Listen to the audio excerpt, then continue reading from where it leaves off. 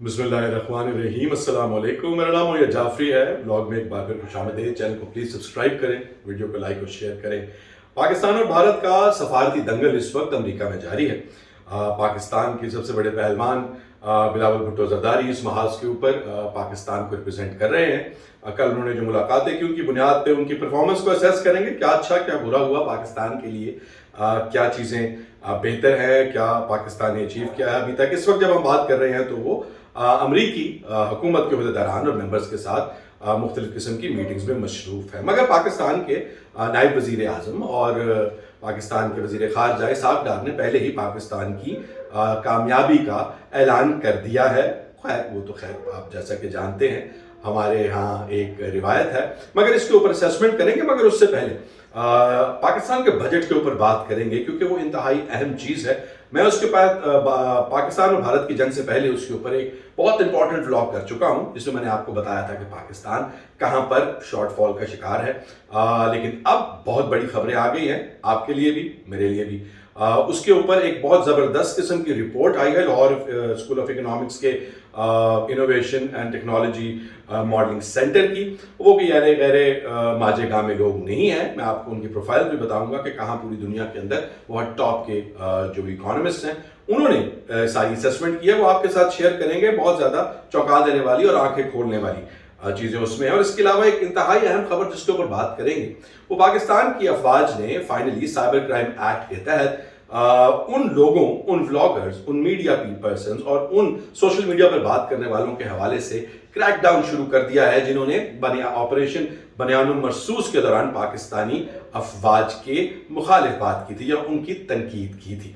अब उसके अंदर एक पॉलिटिकल पार्टी ऐसी है जिसके ऊपर नो पॉइंट्स फॉर गैसिंग, वो कौन सी है जिसके ऊपर ज्यादातर आपको क्रैकडाउन नजर आता है। वो क्रैकडाउन की नौयत क्या है, क्या एक्शन लिया जा रहा है, किन किन लोगों के खिलाफ लिया जा रहा है, ये सारी बातें इस व्लॉग में करेंगे, कोशिश करेंगे छोटा रखने की। शुरू करते हैं बिलावल भुट्टो जरदारी के हवाले से। बिलावल भुट्टो जरदारी जो कि पाकिस्तान के पिछले वजीर खारजा भी रहे हैं, काफ़ी मज़ेदार, बहुत फ्लेयर है उनकी बातचीत में, काफ़ी इंटरेस्टिंग गुफ्तगू करते हैं, अल्फाज का चुनाव भी एहतियात से करते हैं अनलाइक अदर पाकिस्तानी पॉलिटिशियंस, जिसकी वजह से उनको इस काम के लिए चूज़ किया गया। हालांकि इसाक डार साहब जो है वो पाकिस्तान के वजीर खारजा है, मगर इस महाज के ऊपर आपको बिलावल भुट्टो नजर आते हैं। बिलावल भुट्टो ने कल जो मुलाकातें की उसके अंदर उन्होंने पाकिस्तान की डेलीगेशन के साथ यूनाइटेड नेशंस के अक़वाम मुत्तहिदा के सेक्रेटरी जनरल एंटोनियो गुतेरेस के साथ मुलाकात की और उसके बाद एक प्रेस कॉन्फ्रेंस की। उस प्रेस कॉन्फ्रेंस के अंदर बिलावल ने जब ओपनिंग स्टेटमेंट दी तो उसके अंदर वो थोड़े से रस्टी नजर आए। रस्टी मतलब ये कि उनका वो फ्लो, उनका वो फ्लेयर जो कि बिलावल के साथ एसोसिएटेड है, मेरी नाक़िस राय में वो उस तरह से नहीं था। अटक रहे थे, अपनी थॉट्स को, अपने जुमलों को इम्पैक्ट के साथ जो है वो पूरा नहीं कर पा रहे थे। मैं ये कहूँगा कि वो इफेक्टिव लार्जली थे मगर इम्प्रेसिव नहीं थे।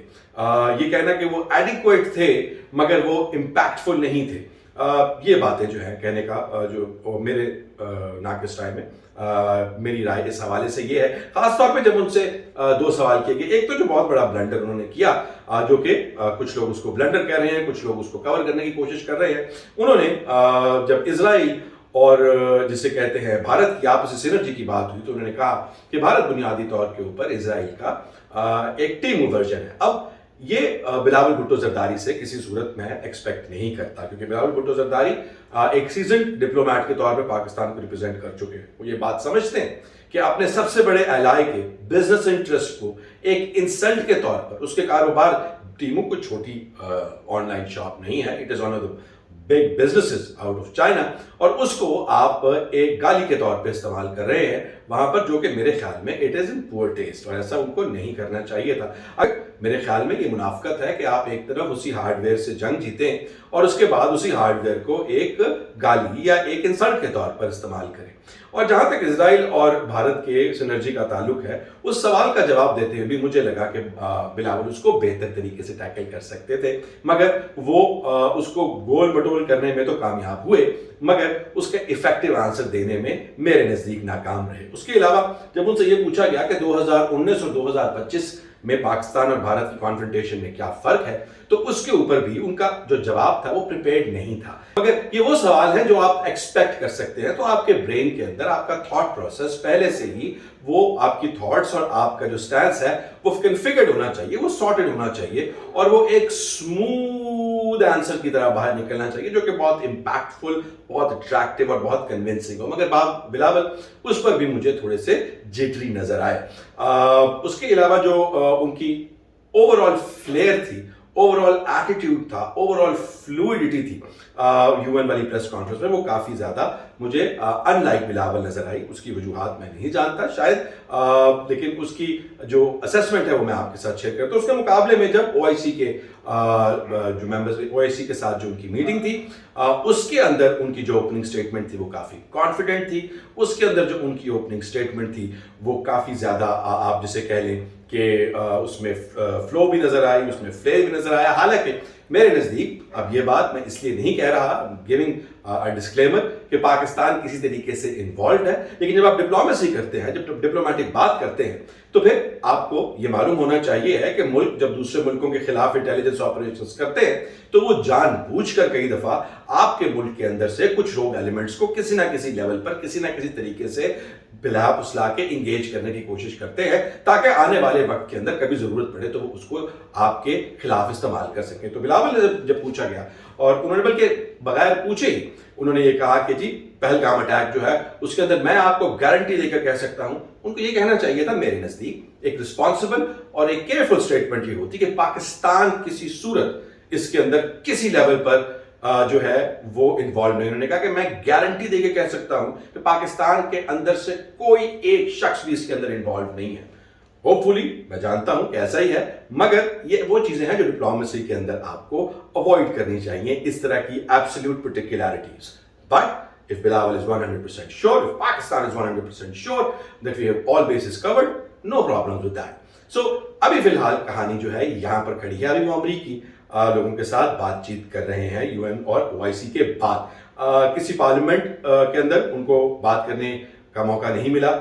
کسی U S extremely high official کے ساتھ ابھی تک ان کی ملاقات نہیں ہو سکی.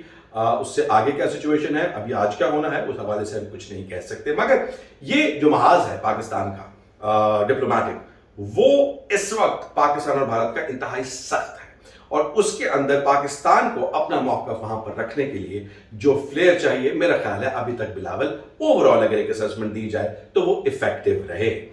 اس سے آگے اب چلتے ہیں ہم بات لے کر کہ یہ جو محاذ پاکستان اور بھارت کا ہے، جیسا کہ میں آپ کو ایک اور پچھلے بلاگ میں کہہ چکا ہوں، یہ محاذ بھارت نے فیصلہ کیا ہے کہ وہ لانگ گیم کھیلے گا. اور لانگ گیم کیوں کھیلے گا؟ کیونکہ اس کے پاس ایک چیز کے اوپر سپیریورٹی ہے، اور وہ ہے اس کی اقتصادیات، وہ ہے اس کی اکانومی، وہ ہے اس کے فائنانس. جبکہ پاکستان کے یہ ایک ویک پوائنٹ ہے، کیونکہ پاکستان کی جو معیشت ہے وہ اس وقت ریکوری موڈ میں جا رہی ہے، اور ریکوری موڈ کے اندر ہم آئی ایم ایف پروگرام کے ساتھ چل رہے ہیں. ابھی ریسنٹلی آج اے ڈی بی سے بھی کچھ پیسے $80 کروڑ تک کا میرا خیال ہے پروگرام جو ہے وہ اپروو ہوا ہے. مگر ہمیں پچھلے ایک سال سے 1.5 سال سے یہ بتایا جا رہا ہے کہ پاکستان کی معیشت جو ہے اس کو ٹرن اراؤنڈ کر دیا گیا ہے. پاکستان کے اندر جو معیشت ہے وہ اب اسٹیبل پیروں پر کھڑی ہے. ہم لوگ ترقی کی جانب اپنا سفر جو ہے، اقتصادی ترقی کی جانب اپنا سفر جو ہے وہ شروع کر چکے ہیں. مگر جس رپورٹ کا میں آپ کے سامنے ذکر کر رہا تھا، اس کے اندر آپ کو جو چیزیں ہیں، جو سٹیٹسٹکس ہیں، وہ کافی اس سارے بیانیے کے تھوڑا سا مختلف نظر آتے ہیں. تھوڑا سا مختلف میں محتاط ہو کر کہہ رہا ہوں، جب آپ سنیں گے تو اس کا فیصلہ آپ خود ہی کر لیجئے. یہ رپورٹ لکھنے والوں میں پروفیسر اور dean of faculty of economics, Lahore school of economics, doctor Azam Amjad Chaudhry صاحب ہیں. ڈاکٹر اعظم امجد چودھری صاحب جو ہیں وہ economist at the World Bank کے طور پر کام کر چکے ہیں باسٹن یونیورسٹی کے ساتھ، اور P H D Brown University سے ہے، جس کے اندر ڈیولپمنٹ اینڈ اکنامکس جو ہے، وہ اکنامک گروتھ اینڈ ڈیولپمنٹ جو ہے وہ ان کا میجرز تھا. اس کے علاوہ اس کے اندر ہمارے ساتھ جنہوں نے بنائی ہے اس میں ڈاکٹر معظم محمود ہیں، جو کہ یونائٹڈ نیشنز کے اندر انٹرنیشنل لیبر آرگنائزیشن کے ساتھ as a director of research department جو ہے وہ کام کر چکے ہیں. تو یہ آپ کو تھوڑی سی اسٹیبلش کرنے کے لیے کہ یہ لوگ کوئی ماجے ساجے نہیں ہیں. تو وہ جب بات کرتے ہیں تو انہوں نے کہانی شروع کی گروتھ ریٹ سے، اور جو گروتھ ریٹ کے حوالے سے بات چیت کی گئی اس میں انہوں نے بتایا کہ کس طرح پاکستان کے اندر जो ग्रोथ रेट के नंबर्स हमें दिए गए हैं, पहले तो आपको ये बात जानना बहुत जरूरी है बजट के बारे में डिस्कशन करने से पहले कि आपको हमें ये बताया जाएगा जैसे ही बजट आएगा, क्योंकि पाकिस्तान एक जंग से गुजरा है और पाकिस्तान इस वक्त स्ट्रेटेजिक बजट आ रहा है, मगर जो सारी सख्तियां आज IMF ने पाकिस्तान के ऊपर लाजिम की हैं, उसके हवाले से जंग से पहले से बातचीत चल रही थी। वो सख्तियां क्या थी? उसके अंदर उन्होंने बताया था कि पाकिस्तान किस तरह 1 खरब से रुपए से ज्यादा अपने टारगेट से पीछे है, और वो टारगेट जो कि पाकिस्तान पहले ही तरले मिन्नते करके कम करवा चुका था, मगर ये हुकूमत उसको भी अचीव नहीं कर सकी। इसलिए आने वाले बजट के अंदर उन्होंने कहा था कि अब आपको 2 खरब एक्स्ट्रा जो है वो करने पड़ेंगे। पाकिस्तान चाह रहा था कि ऐसा ना हो, मगर यह हुकूमत चाह रही थी कि ऐसा ना हो, मगर अब उन्होंने कहा है कि तमाम की तमाम बिजली पर, गैस पर, पेट्रोल पर, इन सब के ऊपर जो सब्सिडीज है वो रोक दी जाएंगी। आपकी और मेरी बिजली, गैस, पेट्रोल ये सब मजीद महंगा होगा। उसके अलावा छोटी गाड़ियों के ऊपर टैक्सेस मजीद बढ़ जाएंगे। उसके अलावा उन्होंने कहा है कि मंसूबा जो आपके सूबे हैं वो भी अब अपनी शाह खर्चियां बंद कर दें। कौन सा सूबा सबसे ज्यादा शाह खर्चियां कर रहा है उस हवाले से मैं आपको ब्लॉक करके बता चुका हूं, और उसका जवाब को गैस करना बहुत ज्यादा मुश्किल नहीं है। फीते काटने और तख्तियां लगाने का सबसे ज्यादा शौक किसको है वो आप भी जानते हैं, हम भी जानते हैं। मगर बात ले आते हैं वापस की, वो सारे का सारा जो एक सिचुएशन आपको नजर आएगी आने वाले दिनों में इस बजट में, उसका जो IMF ने पाकिस्तान को कहा है कि अब आपके लिए तमाम की तमाम जो शराइतें आपको पूरी हर हाल में करनी होगी, कोई इसमें से आप साइड नहीं मार सकते। उसका ताल्लुक स्ट्रेटेजिक बजट से नहीं है, स्ट्रेटेजिक बजट का लोड अलहदा से है, उसके ऊपर अलहदा से बात होगी। अभी हम प्योरली इकोनॉमिक्स की बात कर रहे हैं। ग्रोथ रेट पाकिस्तान का बताया गया था, पाकिस्तान की हुकूमत ने प्रिडिक्ट किया था कि ये ग्रोथ रेट 2.7 होगा।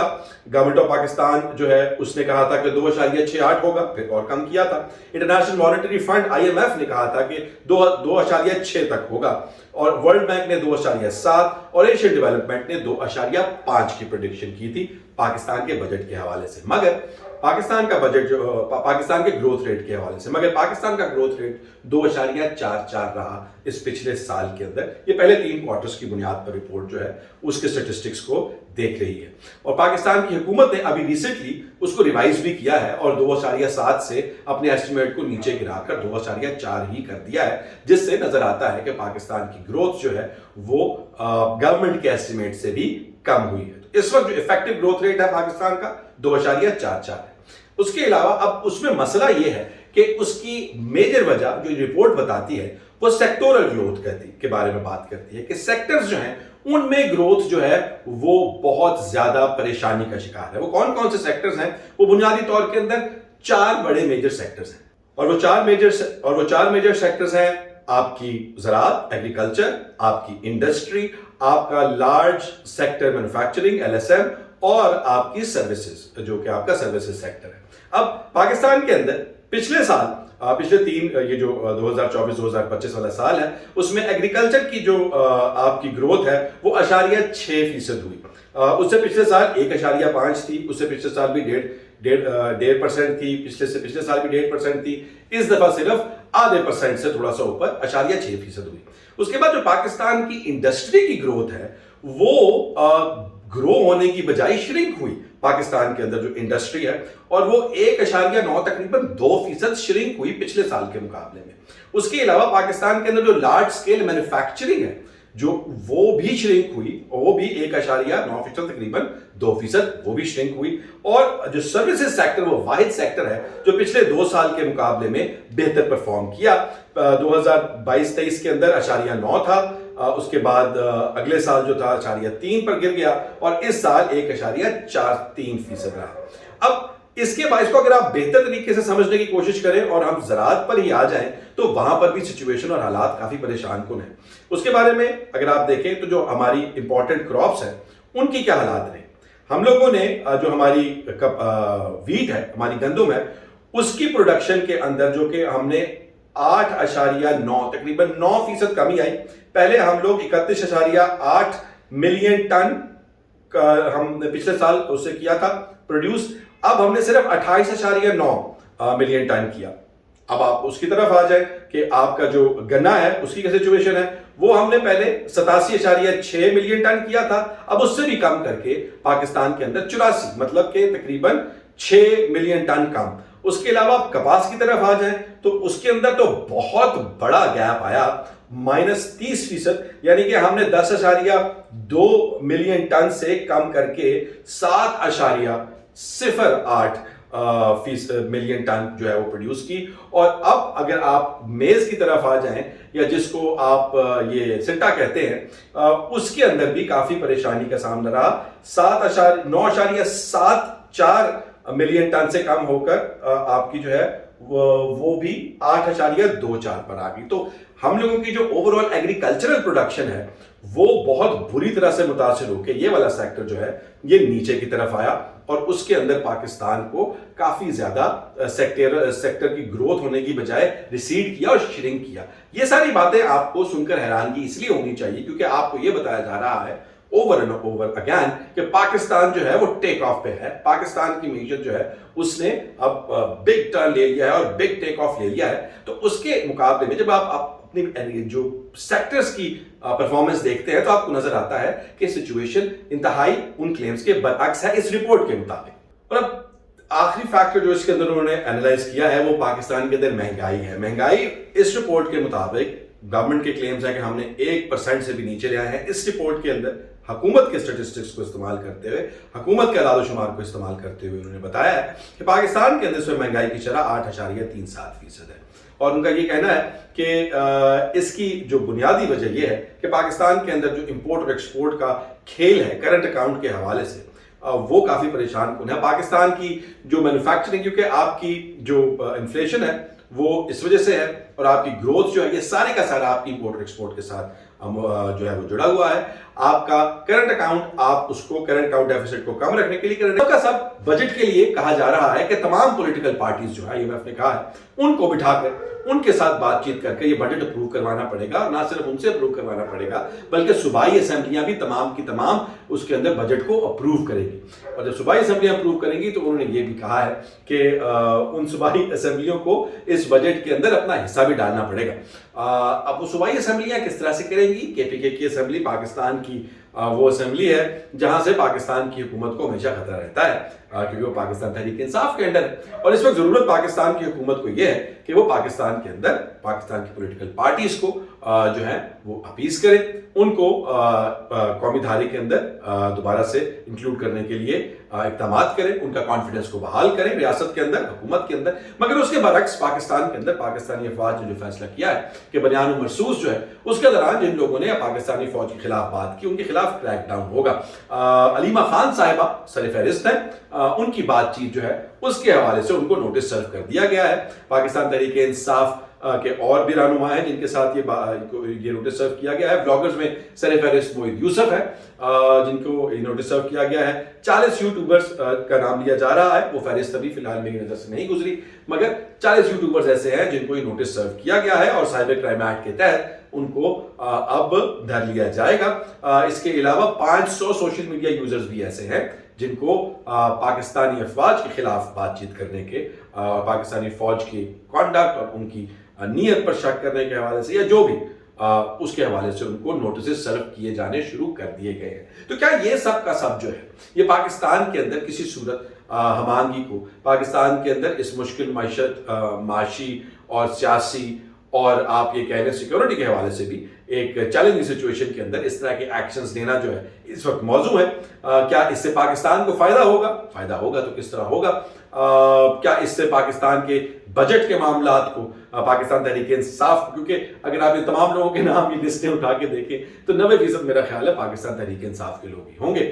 مگر پاکستان تحریک انصاف کے لوگوں کا ہونا جہاں تک تعلق ہے وہاں پر ایک اور بات کرنی بھی انتہائی ضروری ہے کہ وہ ان کو ٹارگٹ کیا جا رہا ہے یا کیا بات چیت کر رہی ہے. پاکستان تحریک انصاف کے بہت سارے مسئلے مسائل پاکستان کی اسٹیبلشمنٹ کے ساتھ ہیں, ٹھیک ہے, لیجٹ بھی ہیں, ان کو پرسیکیوشن ہو رہی ہے, ٹھیک ہے, ان کے لوگوں کو اٹھایا جاتا ہے, ان کا 26 نومبر کا بھی مسئلہ ہے, ان کا 9 مئی کا بھی مسئلہ ہے, ان کے جیل بھی بھرے ہوئے ہیں, ان کے کیسز کے ساتھ بھی مسئلے مسائل ہیں, وہ سب کچھ ٹھیک ہے. مگر جب آپ تنقید کرتے ہیں تو ضروری نہیں ہے کہ آپ کے پاس صرف اور صرف پاکستان اور بھارت کی جنگ ہی ایک موضوع تھا جس کے اوپر آپ ان کی تنقید کر سکتے تھے. یہ ایک انتہائی لیزی تنقید ہے, اس کو اوائڈ بھی کیا جا سکتا تھا اسٹریٹجکلی کہ آپ جب پاکستان ایک ملک ہے اور آپ یہی کہتے ہیں ہم سب مل کر کہ ہم جو بھی کر رہے ہیں پاکستان کی بہتری کے لیے کر رہے ہیں. ہم جس پولیٹیکل پارٹی کا ساتھ دے رہے ہیں, جس پولیٹیکل لیڈر کا ساتھ دے رہے ہیں, وہ اس لیے دے رہے ہیں کیونکہ ہمیں لگتا ہے کہ وہ پاکستان کے لیے بہترین ہے.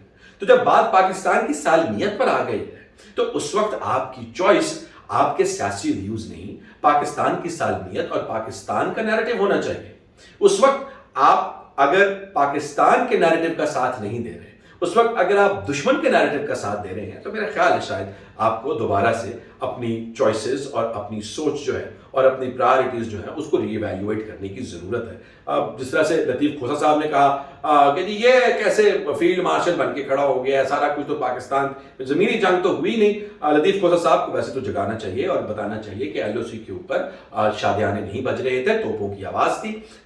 جو وائٹ فلیگ والی کہانی تھی وہ شاید ٹی وی نہیں دیکھتے اور کچھ چیزوں سے وہ کتراتے ہیں. تو ایک تو یہ فیکچولی انکریکٹ, اور دوسرا یہ بات کہنے کی ضرورت کیا ہے, اگر آپ نے فیلڈ مارشل عاصم منیر صاحب جو ہیں ان کی تنقید کا نشانہ بنانا ہے, آپ کے پاس 100 چیزیں اور ہوں گی, آپ ان کے بارے میں بات کریں. پاکستان بھارت کی جنگ, جہاں پاکستان کے اوپر بات آتی ہے وہاں پر آپ کو بات کرنے کی ضرورت نہیں ہے. آپ اپنے سیاسی معاملات کو پاکستان کے نیریٹو سے, پاکستان کی سالمیت سے الگ کر کے بھی تنقید کا نشانہ بنا سکتے ہیں. مگر that is the state of Pakistani politics right now.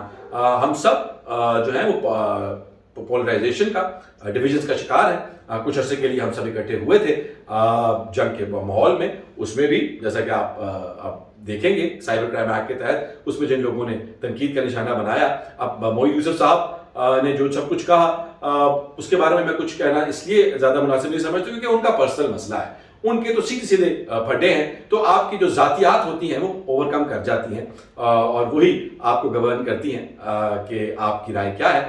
بڑے لرنڈ آدمی ہیں, بڑا آبجیکٹو تجزیہ کرتے ہیں, مگر کبھی کبھی آپ کی پرسنل گریوینسز جو ہیں وہ نیچرلی آپ کے تجزیے کے اندر اپنا راستہ ڈھونڈ لیتی ہیں. اب دیکھنا یہ ہے کہ پاکستان کے اندر بجٹ کے حوالے سے کیا ہوگا, اور بلاول کی اپڈیٹ کل آپ کے ساتھ دوبارہ شیئر کریں گے. پاکستان تحریک انصاف کے حوالے سے بھی خیال رکھیے گا. بلاگ تھوڑا لمبا ہو گیا بٹ کیا کیا جا سکتا ہے, ٹاپکس اتنے کمپلیکیٹڈ اور لمبے تھے. خیال رکھیے گا, کل ملتے ہیں انشاءاللہ. اللہ حافظ.